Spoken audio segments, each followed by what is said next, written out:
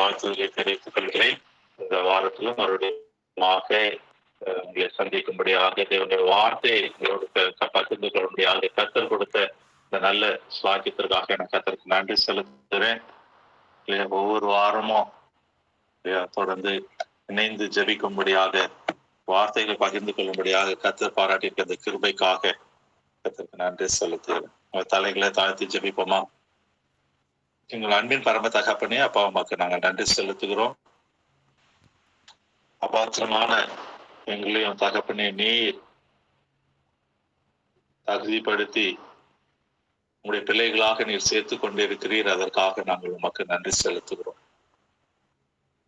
இம்மட்டும் எங்களை வழி நடத்தினீர், அதற்காக உமக்கு நன்றி. இனிமேலும் நீர் எங்களை வழி நடத்த போகிறீர், அதற்காக உமக்கு நன்றி. அப்படியாக ஒவ்வொரு நாளும் அதிகாலையில ஜெபிக்கும்படியாக உங்களுடைய வார்த்தையை கேட்கும்படியாக நீர் கிருபை செய்து வருகிறீர், உமக்கு நன்றி செலுத்துகிறோம். இந்த நேரத்திலும் கூட தகப்பனே அப்பா, இந்த நாளில நீர் என்ன காரியத்தை பேச வேண்டுமோ தகப்பனே அப்பா, நாங்க தியானிக்க போகிற பகுதியிலிருந்து எந்த காரியத்தை நீர் வெளிப்படுத்த சித்தமாய் இருக்கிறீரோ அதை தகப்பனே அப்பா நம்முடைய பிள்ளைகளுக்கு வெளிப்படுத்தும்படியாக ஒவ்வொரு இடத்திலும் ஒரு விசேஷ விதமாய் நீர் பேசும்படியாக நாங்கள் ஜெபிக்கிறோம். அடியனை மறைத்து நீங்க வெளிப்படுங்க. இப்ப இயேசு கிறிஸ்துவின் ஜெபிக்கிறோம் நல்ல பிதாவே, ஆமேன் ஆமேன். இந்த புது வருடத்துல இருந்து ஒரு தலைப்புல நம்ம தியானித்து கொண்டு இருக்கிறோம். உங்களுக்கு ஞாபகம் இருக்கும்னு நினைக்கிறேன். கடந்த 2 வாரமாக வழி நடத்துவார் அப்படின்னு சொல்லி நம்ம பார்த்து கொண்டிருக்கோம் இல்லையா. நம்முடைய கர்த்தராகிய தெய்வம் இயேசு கிறிஸ்து அவர் நம்மை வழி நடத்துகிற தேவனாய் இருக்கிறார் என்று சொல்லி பார்க்கணும் இல்லையா. 2 வாரத்துக்கு முன்னாடி நம்ம பார்த்தது என்ன அப்படின்னு சொல்லி பார்த்தீங்க அப்படின்னு சொன்னா, தனிமையில் மத்தியில அவர் நம்மை வழி நடத்துவார் என்று சொல்லி நம்ம பார்த்தோம்.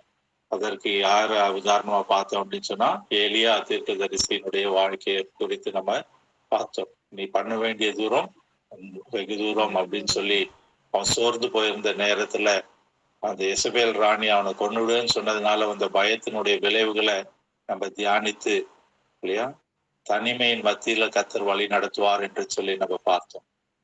அடுத்தபடியா நம்ம அன்றைய தினத்துல பார்த்தது, வழி விலகும் போது கர்த்தர் நம்மை மறுபடியும் சந்தித்து அவருடைய சித்தத்தை செய்யும்படி வழி நடத்துவார் என்று சொல்லி பார்த்தோம். அதற்கு நம்ம யோனாவை குறித்ததாக பார்த்தோம்ல. யோனாவுடைய வாழ்க்கையில அவன் வழி விலகி சென்றாலும் கர்த்தர் அவனுக்கு ஒரு நோக்கத்தோடு அவனை பிடிச்சி எடுத்தாரு இல்லையா. அவன் போன கப்பல்ல இருந்தவங்களையும் கர்த்தர் மாற்றினாரு. மறுபடியும் அவன் ஒப்பு கொடுத்த வேலையில போக வேண்டிய இடத்துல சரியான கரையில அந்த மீனை கொண்டு போய் கக்கும்படியாக கிருபை செய்தார். வழி விலகும் போது, மரணம் திரும்பும் போது கர்த்தர் வழி நடத்துவார் என்று சொல்லி பார்த்தோம். மூன்றாவதாக சென்ற வாரத்துல நம்ம பார்த்த காரியம், இழப்புகள் மத்தியில அவர் நம்மை வழி நடத்துவார் என்று சொல்லி பார்த்தோம் இல்லையா. தாவீதுடைய வாழ்க்கையில சிக்லாக்ல ஏற்பட்ட இழப்புகள், சிக்லாக்ல இல்லையா, அவங்க சவுலுக்கு பயந்து பெலிஸ்தே தேசத்துல வந்து தஞ்சம் புகுந்து இருக்கிறான். ஆனா என்ன ஆச்சு, வெளியில போயிட்டு வர்றதுக்குள்ள அமலேக்கியர் வந்து அவனுடைய கூடாரத்தெல்லாம் எரிச்சு போட்டு அவனுடைய குடும்பத்தெல்லாம் ஆடு மாடுகள் எல்லாம் கொள்ளையடிச்சு போயிருக்காங்க. கூட இருந்தவங்களே தாவீதை கொன்னணும் அப்படின்னு சொல்லி கல்லெறியணும் அப்படின்னு சொல்லி வந்த போது தாவீது தன்னைத்தானே திடப்படுத்தி என்ன பண்ணாராம், கர்த்தரிடத்துல வேண்டிக் கொண்டார். கர்த்தரிடத்துல கேட்கிறார், நான் அவங்க பின்தொடர்ந்து போலாமா, நான் வெற்றி எல்லாத்தையும் திருப்பி பண்ணா அப்படின்னு சொல்லி கேட்கிறாங்க. நம்ம அன்றைய தினத்துல என்ன பார்த்தோம், நம்ம இழப்புகள் மத்தியில கர்த்தர் வழி நடத்துவார். ஆனா இழப்புகள் மத்தியில நம்ம சோர்ந்து போகாதபடி என்ன பண்ணோம், ஜெபிக்கணும் அப்படின்னு சொல்லி நம்ம பார்த்தோம். 3 காரியங்களை நம்ம பார்த்திருக்கிறோம். தனிமையில் மத்தியில வழி நடத்துவார், வழி விலகும் போது வழி நடத்துவார், இழப்புகள் மத்தியில வழி நடத்துவார் என்று சொல்லி பார்க்கிறோம். இன்றைய நாளில 4வதாக ஒரு சூழல் இல்லையா, எப்படின்னு சொல்லி நீங்க பார்த்தீங்க அப்படின்னு சொன்னா, நம்முடைய குறைவுகளை இல்லையா, குறைவுகளை நிறைவாக்கி வழி நடத்துவார், குறைவுகளை நிறைவாக்கி வழி நடத்துவார் அப்படின்னு சொன்னோன்னா நம்ம மனசுல நிறைய காரியங்கள் ஞாபகத்துல வேதாகமத்துல இருந்து ஞாபகம் வரும் இல்லையா. ஏசப்பா இந்த உலகத்துல இருக்கும்போது இல்லையா, கொஞ்சம் மீன் கொஞ்சம் அப்பந்தான் இருந்துச்சுன்னா நிறைய பேரை போஷித்தார், ஆயிரக்கணக்கான மக்களை போஷித்தார், அந்த குறைவுகளை நிறைவாக்கினார். மீனே இல்லை அப்படின்னு சொல்லி பேதுரு மீனை வளசிட்டு இருந்தான், அந்த இடத்துல ஒரு நிறைவை அவர் கட்டளையிட்டார்.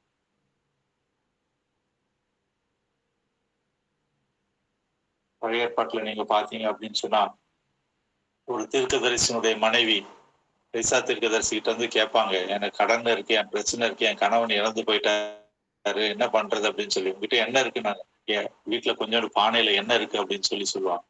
அப்போ நீ வந்து அந்த பக்கத்து வீட்டுல இருக்கிற இதெல்லாம் கொண்டு வா, பாத்திரம் எல்லாம் கொண்டு வந்து அந்த எண்ணெயை ஊத்து அப்படின்னு சொல்லுவார்.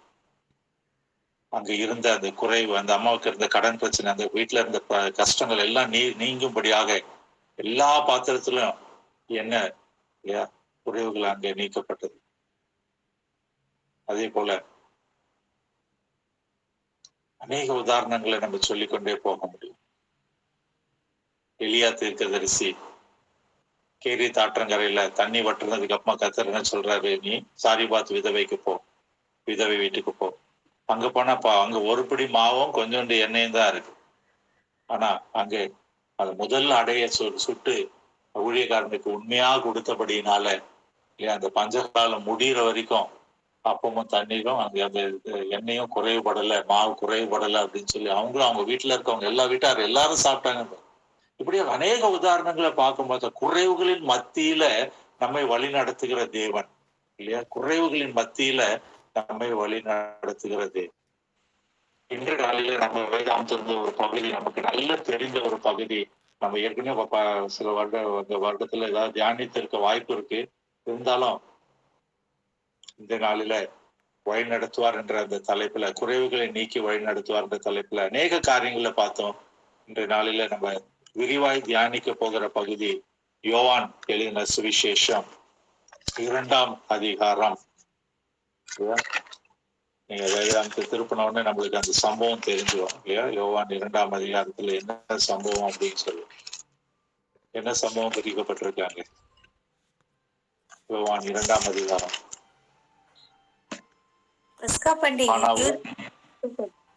கல்யாணத்திலே திராட்சை ரசம் குறைவுபட்டது. திராட்சை ரசம் குறைவுபட்டது. என்ன பண்ணாரு? அதை நிறைவாக்கினார் அப்படின்னு சொல்லி இந்த குறைவுகளை நிறைவாக்குகிற காரணம் எல்லாருக்கும் தெரியும். இந்த சின்ன வயசுல சண்டே கிளாஸ்ல விபிஎஸ்ல இருந்து நம்ம படிச்சுட்டு வருகிற ஒரு இல்லையா ஒரு பகுதி. இதை நம்ம அப்படியாக இது அப்படி ஒரு இதுவா சொல்லலாம். அடுத்தது என்ன சொல்லுவாங்க இந்த பகுதிக்கு? இயேசு கிறிஸ்துனுடைய முதலாம் அற்புதம் அப்படின்னு சொல்லி நம்ம சொல்லுவாங்க இல்லையா? அப்படி நம்ம வெறுமனை கடந்து போய் விடாதபடி இதுல இருக்கிற ஆவிக்குரிய சத்தியங்களை அறிந்து கொள்ள நம்ம அழைக்கப்படுகிறோம். எப்படி இந்த இடத்துல குறைவுகள் நிறைவாச்சு, இந்த குறைவு எப்படி நிறைவாச்சு, இதை நம்ம அறிந்து கொள்ள அழைக்கப்படுது. அப்படின்னு சொல்லும் போது நீங்க அந்த பாயிண்ட்ஸ் எழுதிட்டே வாங்க, பிரயோஜனமாக இருக்கும் நிச்சயமாகவே. நம்முடைய குடும்பத்துல அப்படின்னு நீங்க கம்பேர் பண்ணிக்கணும். இங்க நடந்தது என்ன அப்படின்னு சொல்லி பாத்தீங்கன்னா, கல்யாண வீடு அப்படின்றது 2 குடும்பம் இல்லையா? 2 குடும்பம் ஒரு பேச்சுவார்த்தை நடக்குது, ஒரு சமாதான உடன்படிக்கை அவங்களுக்குள்ள வராங்க. ஓகே, இதெல்லாம் பண்ணலாம், இதெல்லாம் செய்யலாம், கல்யாணம் பண்ணலாம்னு ஒரு சமாதானம் வருது. அந்த கல்யாண நாள் வந்தோடனே, திருமணம் முடிஞ்சவொடனே ஒரு சந்தோஷம் நடக்குது. சமாதானமும் சந்தோஷமும் அந்த இடத்துல நிறைவா இருக்குது. இந்த சமாதானமும் சந்தோஷமா நிறைவா இருக்கிறத பார்க்கறது போது முதல்ல எரிச்சல் வர ஆளு சத்ருவானோ, பிசாஸ். என்ன பண்ணுவோம்? ஏன் இந்த குடும்பத்துக்குள்ள சமாதானமும் சந்தோஷமும் இருக்கு, இது எப்படியாவது குலைக்கணுமே அப்படின்னு சொல்லி என்ன பண்ணுவான்? ஏதாவது ஒரு பிரச்சனையை கொண்டு வந்து போடுவான். அந்த பிரச்சனை தான் இந்த கல்யாண வீட்டுல வந்தது. என்ன வந்துச்சு? சாப்பாட்டுல பிரச்சனை வந்துச்சு. கல்யாண வீட்டுல பிரச்சனை வரக்கூடாத ஒரு என்னன்னா சாப்பாட்டுலதான் இல்லையா? நான் மாப்பிள்ளை வீடு பொண்ணு வீடு, எனக்கு வைக்கல உனக்கு வைக்கல இல்லையா? அப்படி ஒரு பிரச்சனையை கொண்டு வந்துட்டான் இந்த சத்ருவான.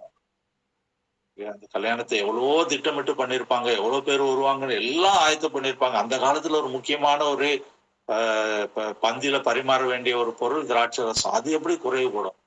ஆனா குறைவுபட்டது இல்லையா? இதுதான் சத்ருவானுடைய தந்திரம்.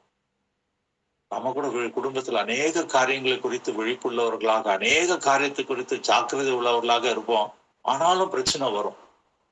அந்த பிரச்சனை வரும்போது இது சத்ரு பிரச்சனையை கொண்டு வரான்னு சொல்லிட்டு நம்ம விழிப்புள்ளவர்களாக இருக்க வேண்டும். சரி ஐயா, இதெல்லாம் சொல்றீங்க, அப்படி வருது, பிரச்சனை வரதான் செய்யுது, இதுல இருந்து எப்படி வெளியே வரணும் இல்லையா? அதுதான் இன்றைய நாள்ல நம்ம தியானிக்க போகிறோம். சரி, இந்த வீட்டுல என்ன நடந்தது அப்படின்னு சொல்லி பாத்தீங்கன்னா, இந்த முதலாவது வசனத்தை நீங்க பாத்தீங்கன்னா, 3ஆம் நாளிலே கலிலேயா உள்ள கானா ஊரிலே ஒரு கல்யாணம் நடந்தது. இயேசுவும் தாயும் அங்கே இருந்தார்கள். 2வது வசனத்தை வாசிப்போம் சிஸ்டர். 2வது யாராவது ஒருத்தர் வாசிங்க. இயேசு அவருடைய சீஷரும் அந்த கல்யாணத்துக்கு அழைக்கப்பட்டிருந்தார்கள். ஆமென். முதல்ல என்ன அப்படின்னா, இயேசு கிறிஸ்துவ அழைக்கப்பட வேண்டும். இயேசு கிறிஸ்து அழைக்கப்பட வேண்டும். நம்முடைய குடும்பத்துக்குள்ள இயேசு கிறிஸ்து இருக்க வேண்டும். அனுதினமும் இயேசு கிறிஸ்து இருக்க வேண்டும். இயேசு கிறிஸ்து குடும்பத்துல இருக்கணும் அப்படின்னா, குடும்பத்துல ஒரு ஒழுக்கம் காணப்பட வேண்டும். வேத வாசிப்பு இருக்கணும், ஜெபம் பண்றது இருக்கணும், ஐக்கியம் இருக்கணும், பொறாமை இருக்கக்கூடாது, சண்டை இருக்கக்கூடாது. இயேசு கிறிஸ்துவை அழைக்கிறவர்களாக, அனுதினமும் ஜெபிக்கிறவர்களாக, காலையில எழுந்த உடனே ஏசப்பா என் குடும்பத்துல இருங்க இல்லையா? இயேசு கிறிஸ்துவ விரும்பி வீட்டுக்குள்ள அழைக்கும் போது வீட்டுல தேவையில்லாத காரியங்களுக்கு இடமே இருக்காது. உங்களுக்கு எல்லாம் நல்லா புரியும்னு சொல்றேன். அப்ப நான் என்ன சொல்ல வரேன்றது உங்களுக்கு புரியும்.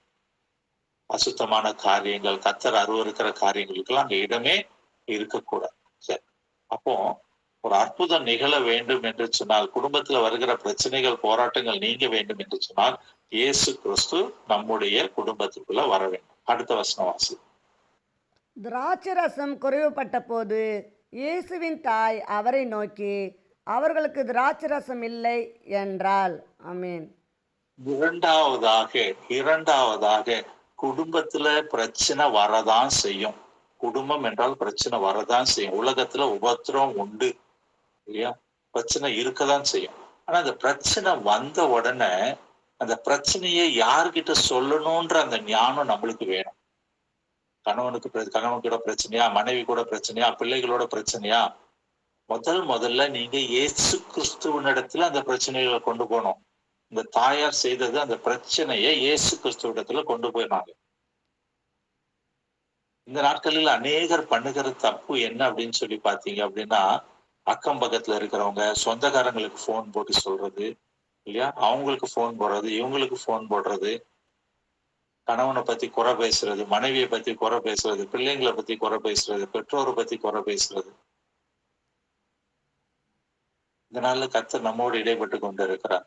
குடும்பத்துல பிரச்சனை இருந்துச்சு அப்படின்னா முதல்ல கர்த்தர் இடத்துல எடுக்கணும். கடவுள் ஏசப்பா கிட்ட பிரச்சனையை சொல்லுங்க. 2 காரியத்தை பார்த்தோம். முதல்ல இயேசு கிறிஸ்து குடும்பத்துக்குள்ள அழைக்கப்படணும்.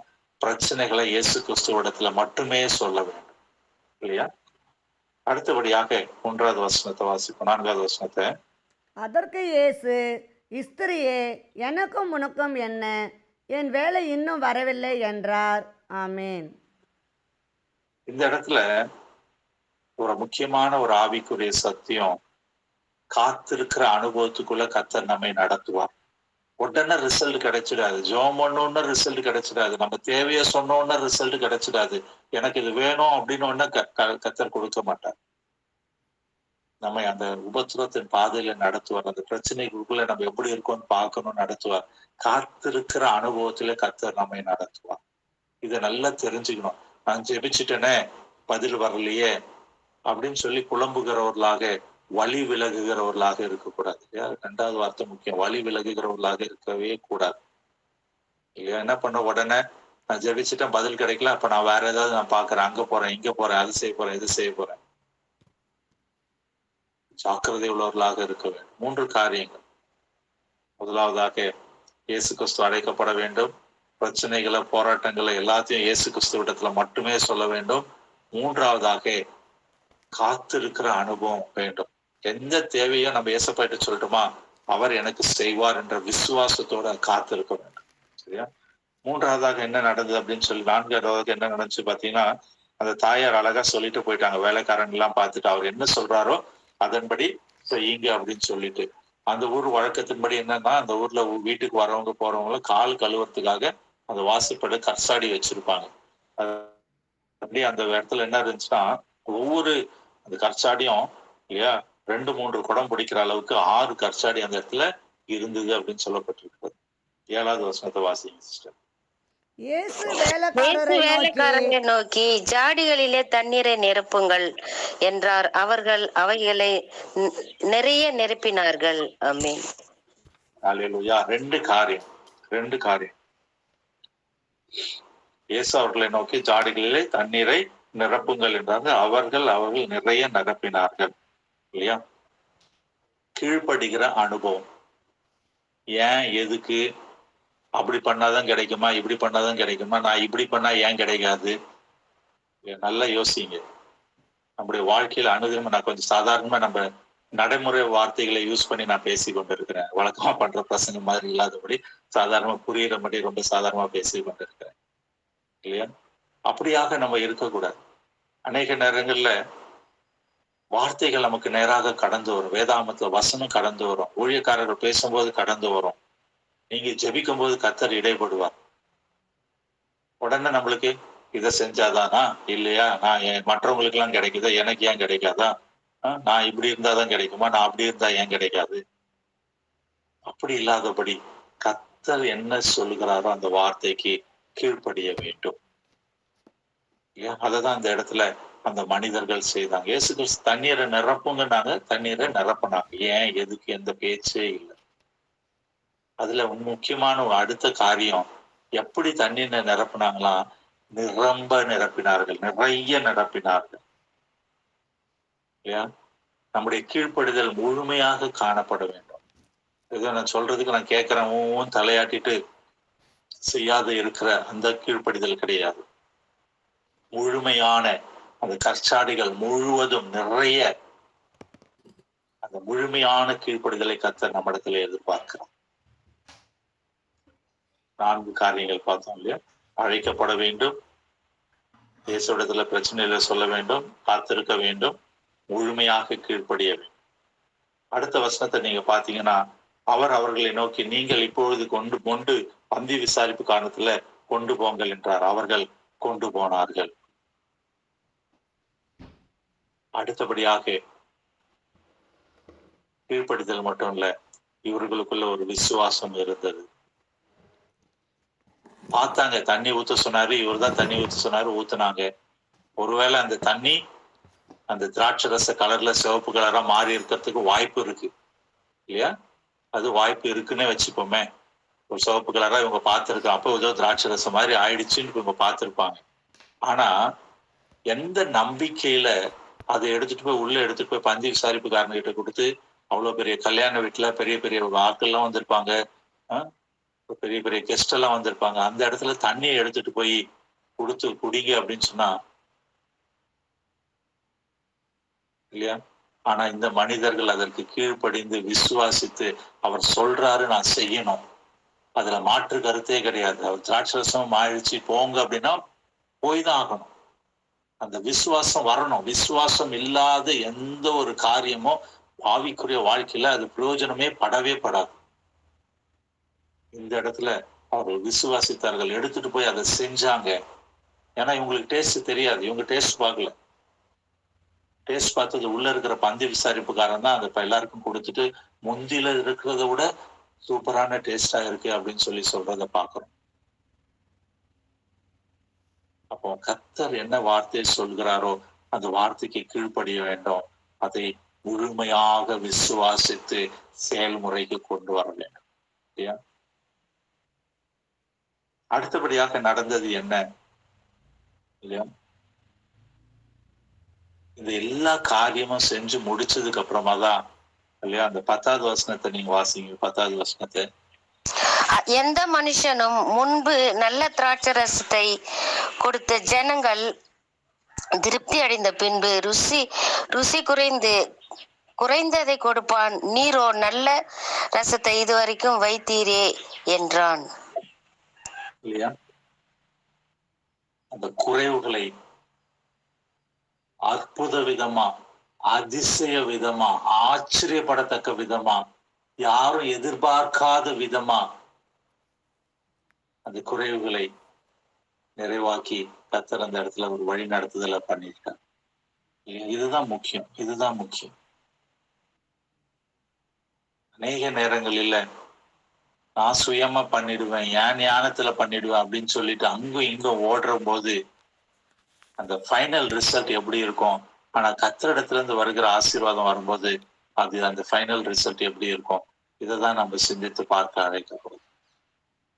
கர்த்தர் குறைவுகளை நீக்கி வழி நடத்த வேண்டும் என்று சொன்னால் இந்த நேரத்துல அப்படியே ஒரு நிமிஷம் யோசிச்சு பாருங்க. உங்களுடைய தேவை இந்த நாளில உங்க குடும்பத்துல இருக்கிற குறைவு என்ன? பிள்ளைகளை படிப்பு குறித்ததாக இருக்கலாம், பொருளாதார காரியத்தை குறித்ததாக இருக்கலாம், சரீர பலவீனங்களை குறித்ததாக இருக்கலாம், திருமண வாழ்க்கையை குறித்ததான இருக்கலாம், குழந்தை பாக்கியத்தை குறித்ததான காரியங்களாக இருக்கலாம், வயோதிப பெற்றோர்களை குறித்ததான காரியங்களாக இருக்கலாம், ஒருவேளை ஆவிக்குரிய வாழ்க்கையை குறித்ததான இருக்கலாம், ஊழியத்தை குறித்ததாக இருக்கலாம், வேலை செய்கிற இடங்களில் இருக்கிற காரியமாக இருக்கலாம். எந்த ஒரு காரியமாக இருந்தாலும் சரி, அதுல இருக்கிற குறைவுகளை கர்த்தர் இன்றைய நாளில நிறைவாக்கி வழி நடத்துவேன் என்று சொல்லி வாக்கு கொடுத்துட்டார். அவர் வாக்கு மாறாத தேவன். வழி நடத்துவேன் என்று சொல்லி ஒவ்வொருவருக்கும் வாக்கு கொடுத்தாச்சு. வாக்கு கொடுத்தவர் அவர் மாற மாட்டார். ஆனா அதே நேரத்துல இன்றைய நாளில சில கைட்லைன்ஸையும் சில வழிமுறைகளையும் அவர் நமக்கு சொல்லி கொடுத்திருக்கிறார். இயேசு கிறிஸ்துவை குடும்பத்திற்குள்ளே அழைக்க வேண்டும். எல்லா பிரச்சனைகளையும் போராட்டங்களையும் அவர்கிட்ட தான் சொல்லணும். வீண் வார்த்தைகள் பேசக்கூடாது, மற்றவங்க கிட்ட போய் புலம்ப கூடாது. மூன்றாவதாக காத்திருக்க வேண்டும். அவரிடத்த பிரச்சனையை சொல்லிட்டு அவர் வெயிட் பண்ண சொல்லி இருக்கிற நேரத்துக்கு நம்ம காத்திருக்க வேண்டும். நான்காவதாக அவர் சொல்லுகிற காரியங்களுக்கு கீழ்ப்படுது. காத்திருக்கிற அனுபவத்துலதான் அநேக வசனங்கள் வார்த்தைகள் வெளிப்படும். இதை அப்படி பண்ணு, அதை பண்ணு, இதை செய்ய, அதை செய்ய அப்படின்னு சொல்லி அந்த சத்தத்திற்கு கீழ்ப்படிய வேண்டும். அதன் பின்பாக அந்த கீழ்ப்படிதல் வரும்பொழுது சோர்வு வராதபடி விசுவாசத்தோடு காத்திருக்க வேண்டும், விசுவாசத்தோடு நடைமுறைப்படுத்த வேண்டும். அடுத்தபடியாக கர்த்தர் கொடுக்கிற ஆசீர்வாதத்தை சுதந்திரித்துக் கொள்கிறவர்களாக நாம காணப்படும். எல்லா குறைவுகளையும் அவர் நிறைவாக்கி வழி நடத்த வல்லவராயிருக்கிறார். இதனால வழி தெரியாதபடி திக்கு திண்டாரி இந்த பிரச்சனையில நான் என்ன செய்ய போறேன், எப்படி வெளியே போறேன்னு சொல்லி ஏதோ ஒரு காரியத்துக்கு எடுத்து நீங்க யோசித்து வச்சிருந்தீங்க இல்லையா? அந்த காரியத்தை கர்த்தரிடத்துல இந்த நாள்ல ஒப்பு கொடுத்து இந்த காரியங்களை நான் செய்ய போறேன், இந்த வழிமுறைகளை நான் ஃபாலோ பண்ண போறேன், இன்றைய தினத்துல நான் இயேசு கிறிஸ்துவை என் குடும்பத்துக்கு அழைக்க போறேன், இன்றைய நாளில இருந்து நான் இதை செய்ய போறேன் என்று சொல்லி ஒப்பு கொடுப்போம். கர்த்தர் நிச்சயமாகவே பெரிய காரியங்களை அவர் செய்ய வல்லவராய். எத்தனை பேர் விசுவாசிக்கிறீங்க? கர்த்தர் என் வாழ்க்கையில ஒரு அற்புதத்தை செய்வார், ஒரு அதிசயத்தை செய்வார், எல்லா குறைகளையும் நிறைவாக்குவார், வழி நடத்துவார். அவர் என்னை தூக்கி ஏந்தி சுமந்து தப்புவிக்க வல்லவராயிருக்கிறார். அல்லேலூயா. தலைகளை தாழ்த்தி நம்ம ஜெபிப்போமா? வழி நடத்துவேன் என்று சொல்லி வாக்கு கொடுத்தார். அவர் வாக்கு மாறாத தேவன், வாக்கு மாறாத தேவன். அவர் பொய் சொல்ல அவர் மனுபுத்திரன் அல்ல. அவர் நேற்றும் இன்றும் இன்றும் மாறாத தேவனாயிருக்கிறார். ஆனா அவர் கல்யாணத்துல ஒரு அற்புதத்தை செய்த தேவன் இன்றைய நாளில நம்முடைய குடும்பத்துல நம்முடைய வாழ்க்கையில நாம் எதிர்பார்த்திருக்கிற நன்மைகளை அவர் நிச்சயம் நிறைவேற்றி தர அவர் வல்லவராயிருக்கிறார்.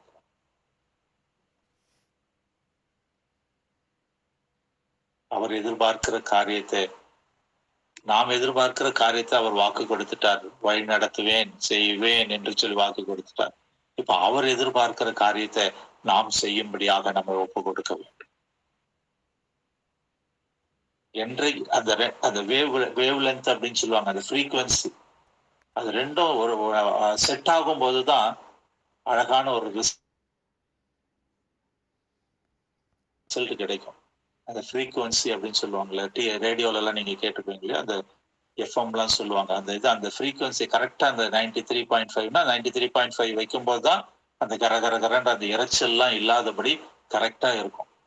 அப்போ இந்த சைடு அந்த சைடா இருக்கும்போது அந்த கரகர சத்தம் இருந்துட்டு, அப்போ கர்த்தருக்கும் நமக்கும் இருக்கிற அந்த ஃப்ரீக்வன்சி அலைன் ஆகணும். நாம எதிர்பார்க்கறத அவர் தருவேன்னு சொல்லிட்டாருன்னா அவர் எதிர்பார்க்கறத நம்ம கொடுக்கணும். ஒப்பு கொடுத்து ஜெபிப்போமா? எங்கள் அன்பின் பரம தகப்பனே, அப்பா நீர் எங்களோடு பேசினீங்கப்பா, ரொம்ப தெளிவா பேசியிருக்கிறீங்க.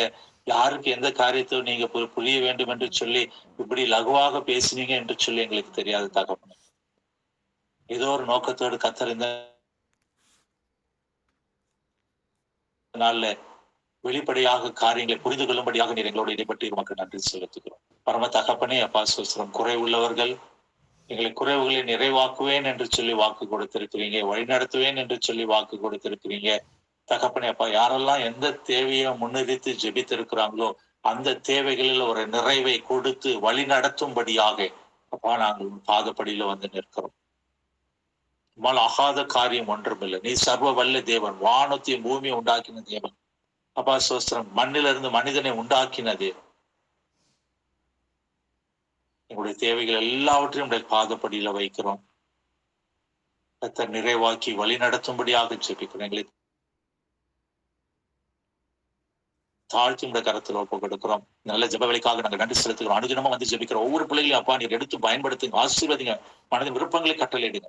ஆவிக்குரிய வாழ்க்கையில அடுத்த நிலைமைக்கு கர்த்தர் நீர் அவர்களை கொண்டு செல்லும்படியாக நாங்கள் ஜெபிக்கிறோம். இருக்கிற வண்ணமாகவே